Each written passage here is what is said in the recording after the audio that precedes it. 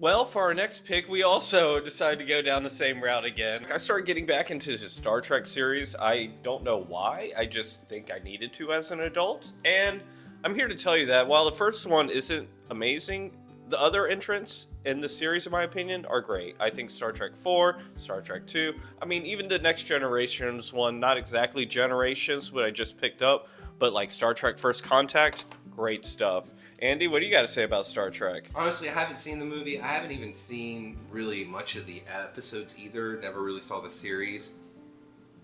I bought it because it was like $17. A steelbook 4K, That's a great deal. And the original motion picture. Yeah. Oh, it's a 40, great quality. What was it? 40 anniversary. It's like collector's 50. It's yeah. It was. This is 1970.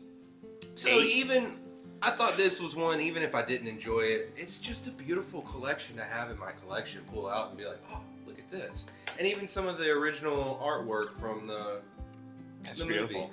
It's good looking stuff. Yeah. I mean, the disc is great. It's a great looking disc for a 50-year-old film. Yeah. It's just, the first Star Trek. It just might be mid. It just might be mid. But that's why the others are better. I got myself an animated one. As in the last episode, I ripped on Warner Brothers' new lines. Lord of the Rings war over here. Money grab, cash cow. This, I guess you could argue, was a cash cow. But it's a great cash cow. Oh. Yeah. Watchmen. 2009, I believe, was when the original movie came out. A sprawling epic. Kind of jump-started the whole superheroes movies, Marvel, DCUs that we have nowadays. So they brought it back and they did the movies as two movies, two animated ones. If you like the Batman animated DC movies, your chances are you're going to love this. If you love Watchmen, you're going to love this. The anime ones are great stuff. Check it out. I know it's streaming on HBO Max, both parts, part 1 and part 2. Part 2 just dropped.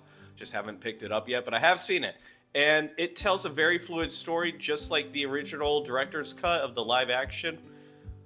It's just, Watchmen's a great story, and I think, especially in modern times, I think it's a story that needs to be revisited by a lot more people. Reading the comic book, groundbreaking. Highly recommend Watchmen. Have you seen Watchmen, Andy? The original, yeah. Yeah. Yeah. Good stuff. Or the live action, I should say, not the original. Yes, the live action. Yes. I have. I enjoyed The Watchmen. It's long, but I do like it. Yes. The next movie I want to talk about, don't really want to talk about it because of this movie in particular. I want to talk about it because the second one is coming out when? Oh. Not June? too long, right?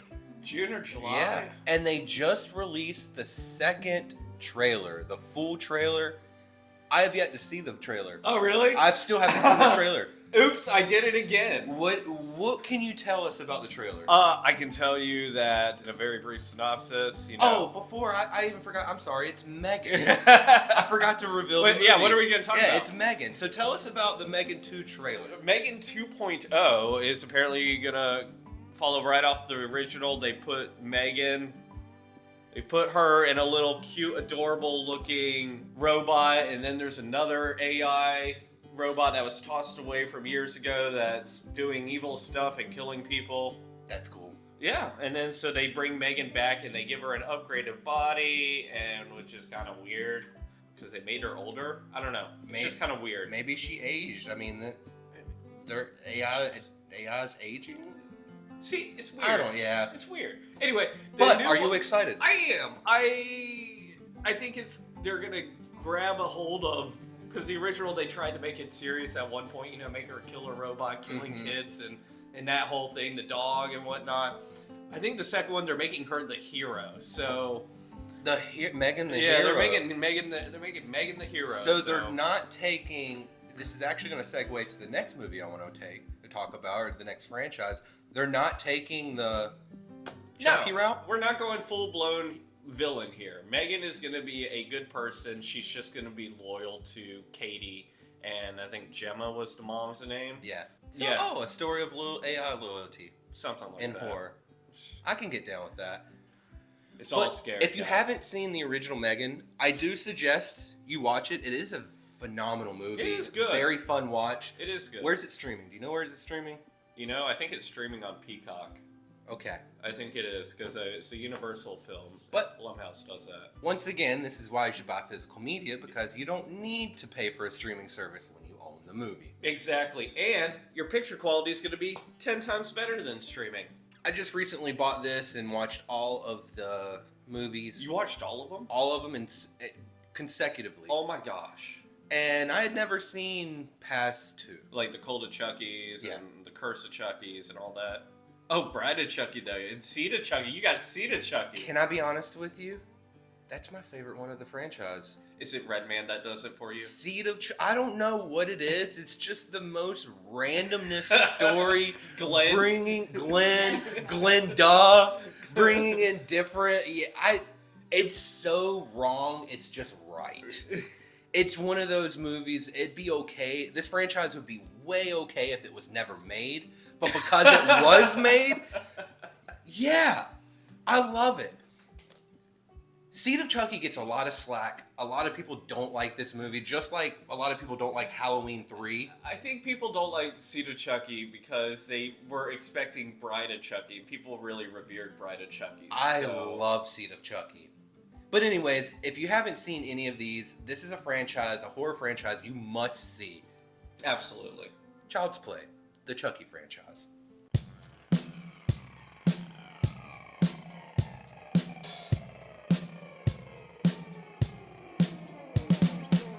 For my new release review today, I'm going to give you Black Bag. Black Bag is a new Steven Soderbergh spy thriller. It had Michael Fassbender in it, Cate Blanchett's in it, and Pierce Brosnan, greatest James Bond ever, was in it.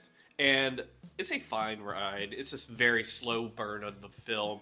It's a great cast. It's well scripted. It's just a very slow burn.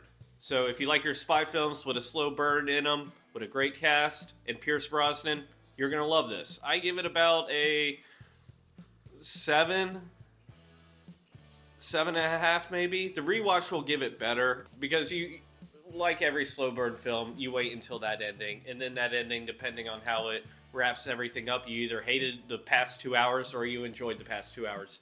This one, I just need to go back and watch it, but I'm sure I'm going to keep it at around a 7. It's an enjoyable ride. It's just not something you need to absolutely run to go watch, but definitely stream it.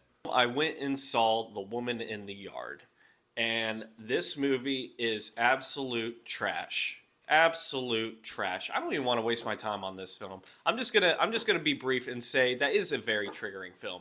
And if Blumhouse wants to advertise a PG-13 horror, at least advertise that it's going to be about, grief, suicide, death. It's just not something you sign up for at 11 o'clock at night. When you're like, oh, a Blumhouse PG-13 film that looks kind of creepy about a woman in the yard, should be fine. Not come out of the theater going, why did they just make this film? Why did they just gear this toward teenagers?